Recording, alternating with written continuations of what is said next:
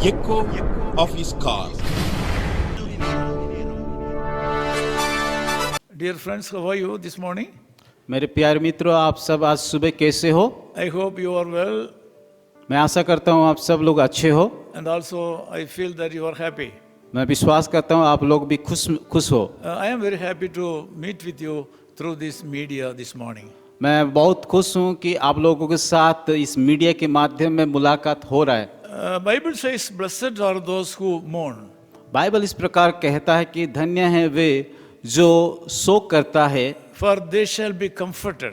क्योंकि वो शांति पाएगा। It is in Matthew chapter 5:4. ये बातें मत्ती उसका 5:4 में लिखा गया है। I would like to emphasize the word mourning. मैं आज की सुबह की शोक के बारे में बताना चाहता हूँ। Mourning means it's a deep sorrow.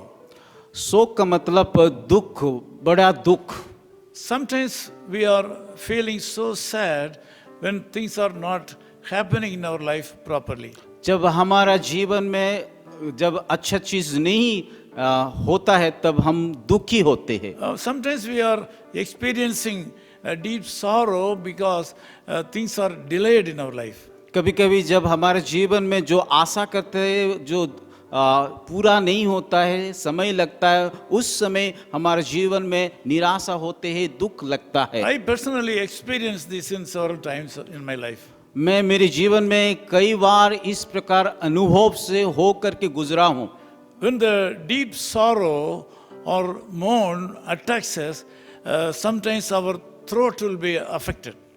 जब इस प्रकार गहरा दुख हमारा जीवन में पहुंचता है तो हमारा गले में सूख जाता है। Our throat will be blocked. हमारा गला लग जाता है। Our throat will be dry. हमारा गला सूख जाता है। We may not be able to put forth our things before the people, those who are talking against us. जो हमारे विरोध में बातें करते हैं उन लोगों को साथ, उन लोगों को सम्मुख में बातें करने के लिए नहीं होता है। In other words, we may not be able to justify us in the front of our enemies. हमारे शत्रु के सामने हम सही साबित नहीं कर पाते हैं। Sometimes the brain will stop. कभी कभी हमारा दिमाग भी काम नहीं करता है। Some people lie down upside down and they will not talk to anybody. कभी कभी ऐसे लोग जो हमारे साथ बातें भी नहीं करते हैं। This morning I have a secret about you. आप लोगों के बारे में आज की सुबह में एक राज बताना चाहता हूँ। Also a truth about your life. आपके जीवन की सत्य के बारे में बताना चाहता हूँ। Sometimes you may not know that. ये बातें को कभी कभी आपके जीवन में अनुभव नहीं कर पाते हो। Sometimes you may not believe that. कभी कभी ये बातें को विश्वास भी नहीं कर पाते हो। You are so blessed because God is in control of all your problems. हम सब आशीषित व्यक्ति हैं क्योंकि परमेश्वर सारे बातों को अपने नियंत्रण में रखे है। Because in the midst of all your problems and difficulties, the Lord God is comforting you. हमारे दुख तकलीफ की मध्य में परमेश्वर हमें सांत्वना देता है।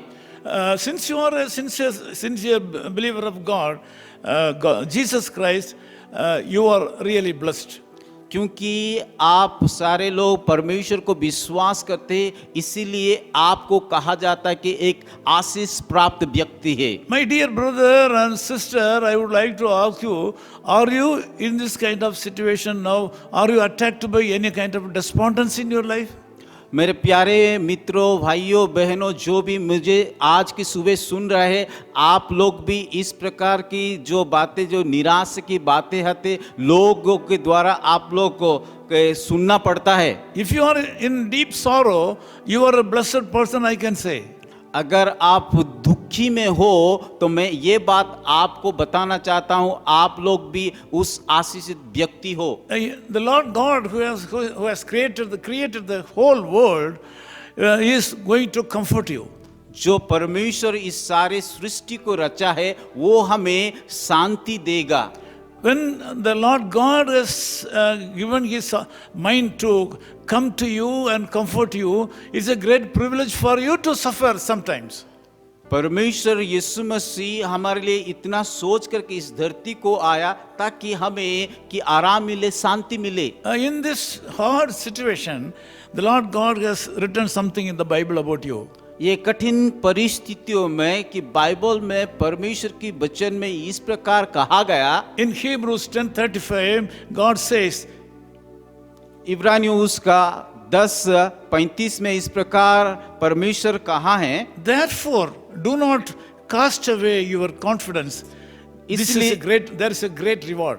इसलिए अपने साहस ना छोड़े क्योंकि उसका प्रतिफल बड़ा है। Do not cast away your confidence, हमारा साहस को नहीं छोड़ना है because a great reward is awaiting for you. क्योंकि हमारे लिए प्रतिफल रखा गया है। Also, this morning, God speaks to you through 1 Peter 5, verses 6 and 7. आज सुबह परमेश्वर और एक वचन के द्वारा बातें करना चाहता है। वो लिखा गया है पहला पत्रस उसका 5 अध्याय 6 और 7 पद। In this situation, God expects you to humble yourself under the mighty hand of God. इसलिए परमेश्वर की बलवंत हाथों के नीचे दीनता से रहो, He will certainly exalt you in the right time. जिससे वो तुम्हें उचित समय पर बढ़ाए। There is a right time for you in the hands of the Lord Jesus. परमेश्वर की सही समय है।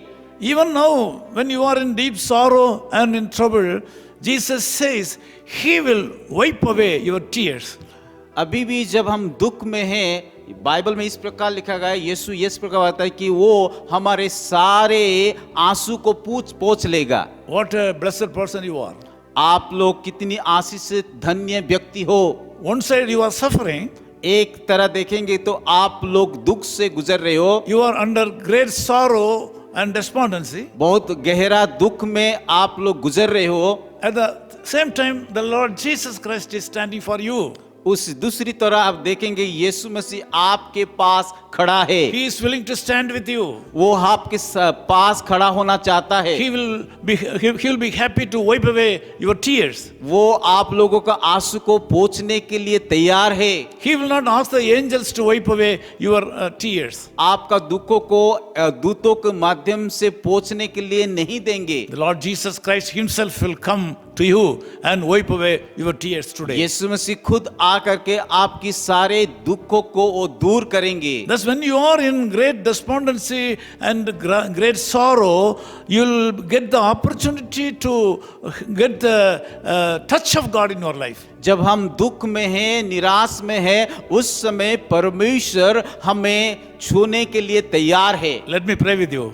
आज इस समय में आप लोगों के साथ प्रार्थना करना चाहता Loving हूँ। Father, thank you for this wonderful time. प्यारे खुदावन इस समय के लिए धन्यवाद देते हैं। Thank you, Lord, for the wonderful brothers and sisters on the other side. मेरे प्यारे भाइयों बहनों के लिए भी धन्यवाद देना चाहता From the हूँ। depth of my heart, I pray for them and bless them in the name of Jesus Christ. मैं मेरे हृदय के साथ मेरे सारे भाइयों और बहनों के लिए प्रार्थना करता हूँ, यीशु आप उन सारे लोगों को आशीषित We कीजिए। ask you to bless them enormously in the days to come. आप उन सारे लोगों को बहुतायत से आशीष कीजिए। I speak prosperity upon their lives. मैं सारे भाइयों और बहनों के जीवन में सफलता को मांगता हूँ। I speak healing in their body.